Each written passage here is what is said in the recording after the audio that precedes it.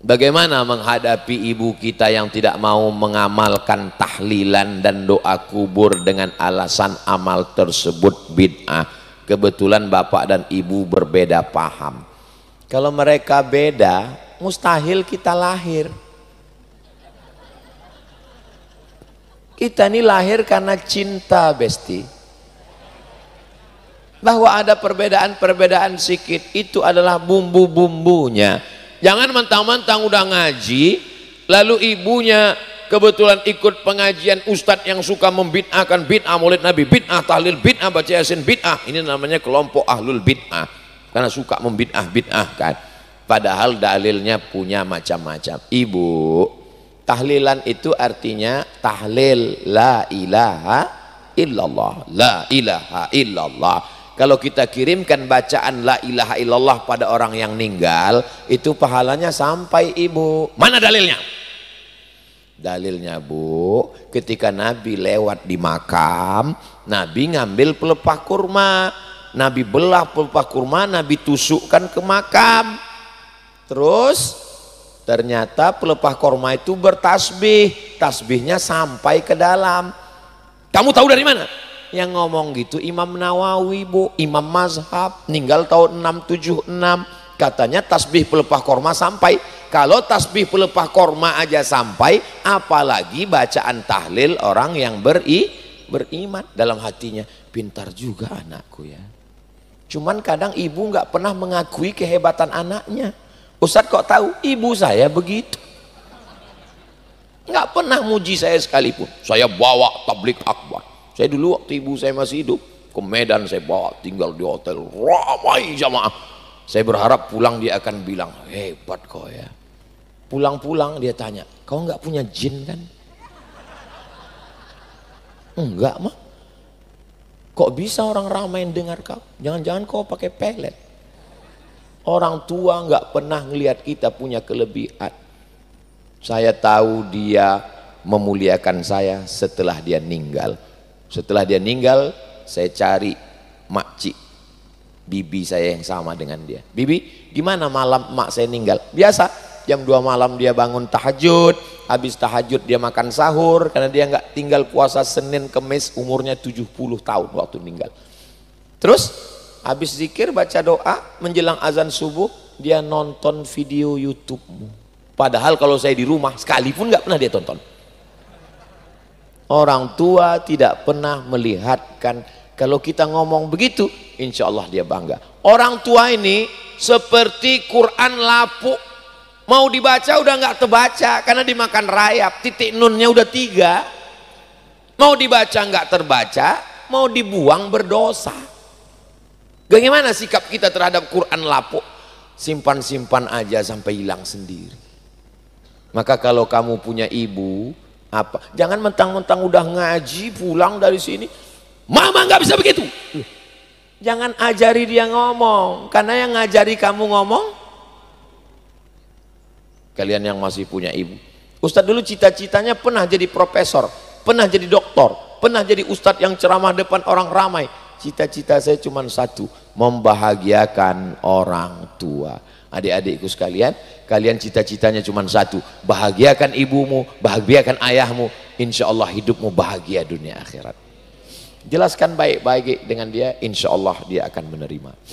Kita kesulitan ngajak anak yang remaja dewasa sholat ke masjid. Bagaimana cara jitu mendidik anak sholat pergi ke masjid, Pak Ustadz? Hari ini anak-anak udah sekolah ya, pulangnya jam berapa? Jam 5. Oke, nanti malam jalan ke mall, jangan. Sekali-sekali nggak apa-apa. Terus nanti malam kemana Pak Ustadz? Ke rumah sakit. Bawa dia ke rumah sakit, ke ruang ICU. Nah, ini ruangnya ICU. Salah, Ma. Ini kan ICU. Oh iya, ICU itu artinya, nak, ICU, you don't see me. Kenapa begitu? Karena orang di ruang ICU itu matanya terpejam semua. Itu maknanya ICU, you don't see me. Aku ison delok sampean, sampean orang ison delok aku. Nanti sampai masanya kamu akan begini. Sekarang kamu remaja, gagah perkasa, cantik jelita. Sampai masanya kamu jelita jelang 50 tahun. Sampai masanya nanti kamu akan top, tua, ompong, peot. Mohon maaf, jangan tersinggung. Mendengar ceramah Ustadz Somad, kuncinya jangan tersinggung. Karena beberapa jamaah yang tersinggung pulang meninggal. Nanti sampai masanya kamu akan tua. Mau nggak mau, suka nggak suka, resiko muda adalah tua. Kalau nggak mau tua, jangan muda. Semua yang muda pasti tua. Yang tua-tua pernah enak kalau ceramah depan orang yang cerdas, nyambung semuanya. Nanti dia akan berpikir, anak-anak nggak bisa dimarahi, kamu mesti sholat. Nggak bisa. Kalau ada yang meninggal, bawa dia sampai ke tempat pemakaman. Di pinggir jenazah, tunjukkan dia, tempatmu nanti di sana, nak. Dia pun berbisik, papa juga. Kita semua akan ke sana. Rumah yang papa bangun besar ini akan tinggal, nak. Mobil papa itu juga akan tinggal karena kredit baru 3 bulan. Mama apa? Mamamu juga nggak akan mau ikut papa. Tapi kata mama sih hidup semati, dia cuma bersandiwara. Betul kan, Bu? Betul kata mereka. Kita semua akan mati. Orang kaya mati, orang miskin mati. Bapak polisi, bapak TNI, bapak camat, ASN, pegawai, korpri, kalau mati bajunya diganti dengan kain kafan. Kalau bangun nanti malam, mati lampu, pegang ujung kain, masih ada jahitannya, masih alhamdulillahilladzi ahyana ba'da ma amatana wa ilaihin nusyur. Tapi nanti kalau tiba-tiba gelap, buka mata, pegang ujung nggak ada jahitannya, berarti sudah kain. Waspadalah. Mati lampu, pegang ujung nggak ada, tiba-tiba datang penanya, marabuka. Kita semua akan mati menghadap Allah Subhanahu wa Ta'ala, maka siapkan bekal. Insya Allah anak-anak ini nggak usah terlalu banyak ceramah, tapi kalau ke masjid Pak Ustadz perlu dibuatkan khusus kajian Sabtu subuh, Ahad pagi, khusus anak muda. Yang tua-tua minggir.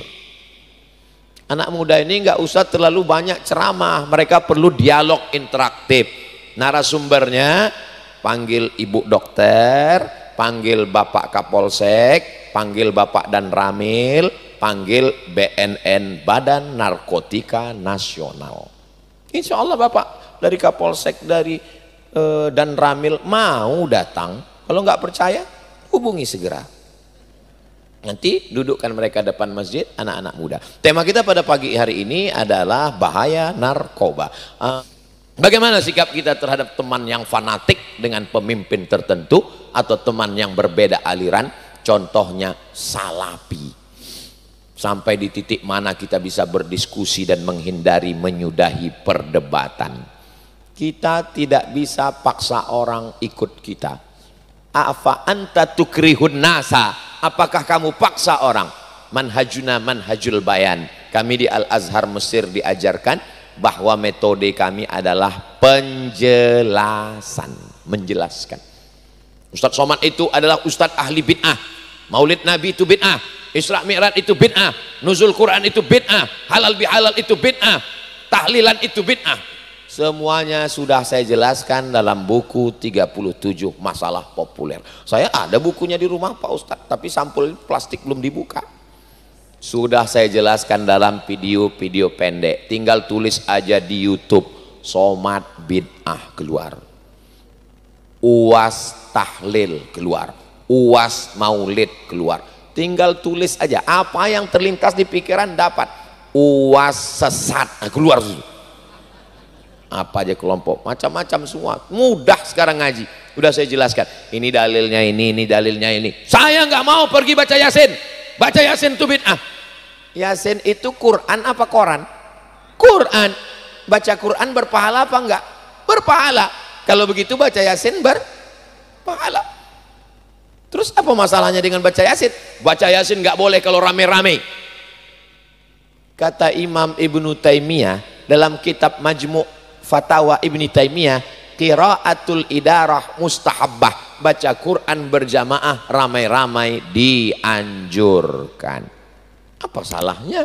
Tapi kata Imam Al-Buhuti, kalau bacaannya kurang seragam, bagusnya belajar dulu satu-satu. Setelah bacaannya sama, makhorijul hurufnya sama, idgham ikhfa gunnah qalqalah tajwid tahsinnya sama, baru baca bersama-sama. Karena kalau orang baca sama-sama, dia belum ngaji, nggak tahu dirinya, nggak tahu. Karena semuanya bunyinya sama. Yasin wal Qur'anil Hakim innaka laminal mursalin. Dia nggak tahu kalau dia salah. Kenapa? Karena yang dia dengar suara orang. Ibu-ibu, petang ini kita baca Yasinnya nggak sama-sama, tapi 5 ayat 5 ayat. Nah ibu, 5 ayat pertama, Yasin wal Qur'anil Hakim innaka laminal mursalin ala siratim mustaqim tanzilal azizir rahim. Alhamdulillah. Ibu, berikutnya itu tanda-tanda tuh. Tapi bukan berarti kita langsung salahkan orang. Jadi kalau ada orang tidak bisa menerima pendapat, kita buat diskusi, kita tanyakan ke ustadz, mudah-mudahan Allah membuka pintu hidayah insyaallah. Amin. Saya tidak mengajak jamaah ikut saya. Paling tidak dia bisa menerima perbedaan dalam kebinekaan. Orang beda agama aja kita bisa bertetangga, berteman kok. Masa masjidnya satu, imamnya satu, Tuhannya satu, nabinya satu, hatinya bercabang-cabang. Kertas terakhir, makna isi kandungan surat Ali Imran ayat 26 tentang definisi pemimpin yang baik. Mohon syaratnya Pak Ustadz. Ati Allah wa ati'ur Rasul wa ulil amri. Taat kepada Allah, taat kepada Rasul, taat kepada pemimpin. Baca ayat sebelumnya. Pemimpin itu apa sifatnya?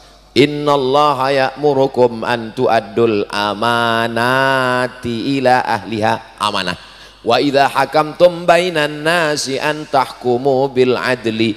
Kalau bersikap dia orangnya adil sesuai dengan Pancasila, keadilan sosial bagi seluruh rakyat Indonesia. Mudah-mudahan Allah memberikan negeri ini pemimpin yang adil dan amanah, dari mulai presiden sampai bupati, gubernur sampai bupati, wali kota, Pak Camat nggak usah kita sebut, orangnya ada, sampai camat, sampai kadus, kades, lurah, RT, RW, semuanya baik. Kalau semuanya baik, insya Allah keluarganya baik, bapaknya baik, ibunya baik, anaknya baik, pemimpinnya baik. Baldatun thayyibatun wa rabbun ghafur. Di akhir majelis mari kita sama berdoa kepada Allah Subhanahu wa taala.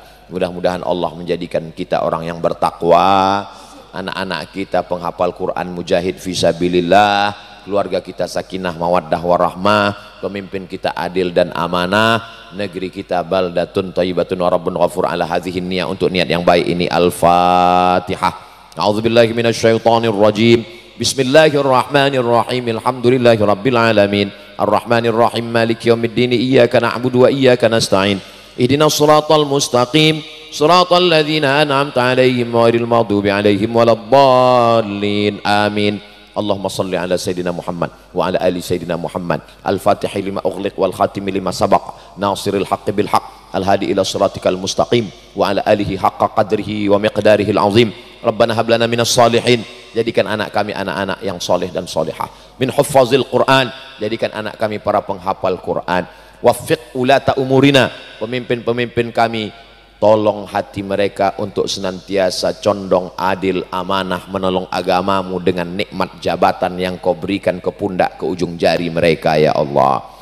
Allahumma anzilir rahmata wa salamata wal barakata ala hadhil jamaah. Turunkanlah keselamatan, kerahmatan, keberkahan kepada seluruh jamaah yang hadir di Masjid Jami'an Nikmah ini. Amin. Ya Allah. Amin. Sahih ajsadana, sehatkan badan kami. Ishfi mardana, saudara kami yang sakit-sakit, angkat penyakitnya ya Allah. Amin. Warham mautana, yang sudah meninggal dunia, lapangkan kuburnya, selamatkan dari azab kubur ya Allah. Amin. Ya Rabbi bil Mustafa balligh maqasidana waghfir lana ma madha ya wasi'al karami.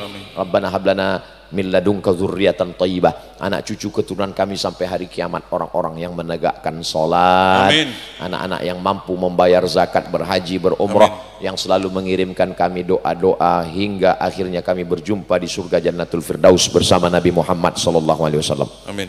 Rabbana fir lana dzunubana, ampunkan dosa kami, wali abaina ayah kami, wali ummahatina ibu kami, wali azwajina pasangan hidup kami, wali man hadarana semua yang hadir di majelis ini, wali zu'amaina pemimpin-pemimpin tokoh masyarakat, alim ulama, guru-guru kami, wali man ahsana ilaina orang-orang yang sudah berbuat baik pada kami, kami belum mampu membalasnya, balas dengan kebaikan ya Allah.